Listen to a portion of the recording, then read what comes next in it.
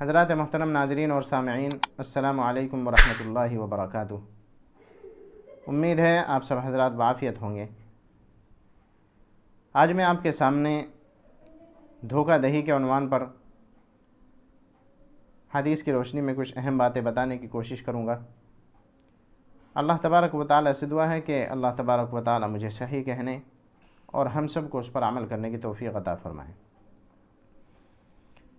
حدیث پاک میں آتا ہے، عن ابی ہریرہ رضی اللہ عنہ قال مر رسول اللہ صلی اللہ علیہ وسلم برجل یبیع طعاما فأدخل يده فيه فإذا هو مغشوش فقال النبی صلی اللہ علیہ وسلم لیس منا من غش، جو شخص دھوکہ دے وہ ہم میں سے نہیں۔ حضرت ابو ہریرہ رضی اللہ عنہ سے روایت ہے، انہوں نے فرمایا کہ ایک مرتبہ آپ صلی اللہ علیہ وسلم ایسے شخص کے پاس سے گزرے جو غلہ فروخت کر رہا تھا۔ آپ صلی اللہ علیہ وسلم نے اپنا دست مبارک غلے کے اندر داخل کیا تو اس کو مغشوش پایا۔ اس کے بعد آپ صلی اللہ علیہ وسلم نے فرمایا کہ جو شخص دھوکہ دے وہ ہم میں سے نہیں۔ حدیث پاک کے اندر ایک لفظ آیا ہے مغشوش۔ مغشوش کس کو کہتے ہیں اور اس حدیث کا کیا واقعہ ہے، کیا واقعہ پیش آیا؟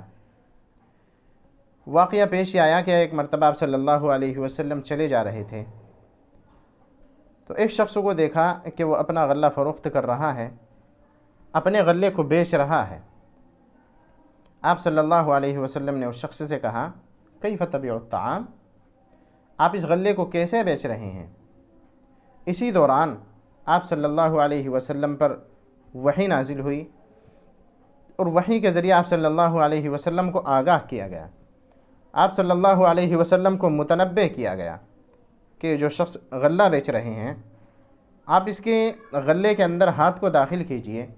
چنانچہ آپ صلی اللہ علیہ وسلم نے غلے کے اندر ہاتھ کو داخل کیا تو اس کو بھیگا ہوا پایا۔ آپ صلی اللہ علیہ وسلم نے فرمایا، سنن ترمذی کی روایت میں ہے، ما ھذا یا صاحب الطعام، اے غلے والے یہ کیا معاملہ ہے، اب بھیگا ہوا غلہ کیوں بیچ رہے ہیں؟ اس شخص نے کہا اصابتہ السماء یا رسول اللہ، اے اللہ کے رسول یہ بارش میں بھیگ گیا۔ آپ صلی اللہ علیہ وسلم نے فرمایا افلا جعلتہ فوق الطعام، آپ نے اس کو غلے کے اوپر کیوں نہیں رکھا، حتی یراہ الناس، تاکہ لوگ اس کو دیکھ لیتے۔ آپ صلی اللہ علیہ وسلم نے فرمایا من غش فلیس منا، کہ جو شخص دھوکہ دے وہ ہم میں سے نہیں۔ حدیث پاک میں لفظ آیا تھا مغشوش، کہ جب آپ صلی اللہ علیہ وسلم نے ہاتھ داخل کیا تو اس کو مغشوش پایا۔ مغشوش کہتے ہیں کہ جو چیز خالص نہ ہو، جس میں کسی چیز کی ملاوٹ ہو۔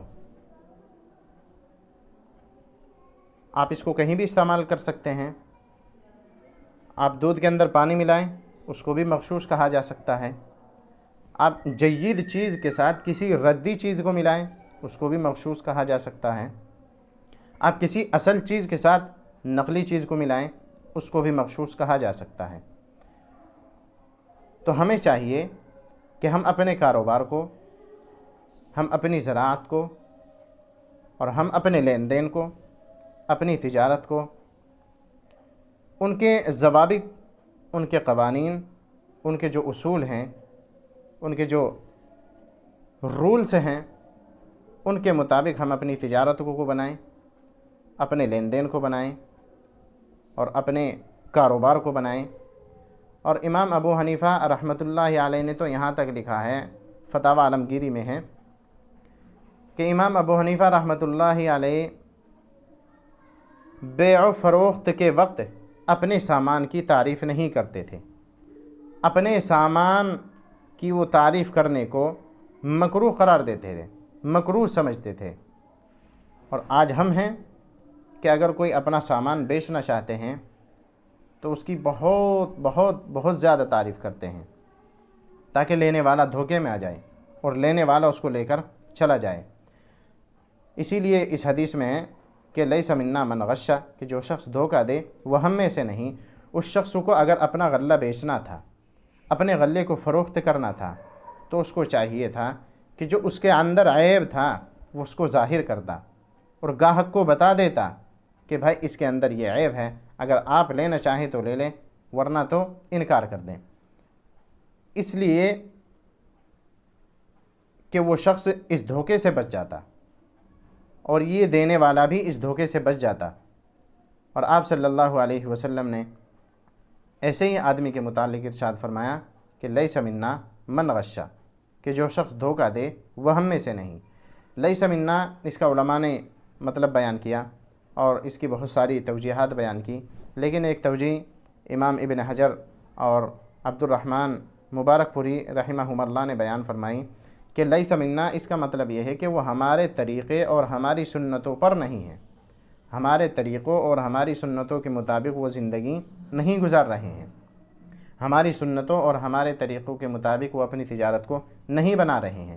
اس لیے ہم سب کو چاہیے کہ ہم اپنے کاروبار کو، اپنی تجارت کو، اپنی زراعت کو، جو اس کے رولز ہیں، اس کے جو قوانین اور ضوابط ہیں، ان کے مطابق ہم اپنی تجارت کو بنانے کی کوشش کریں۔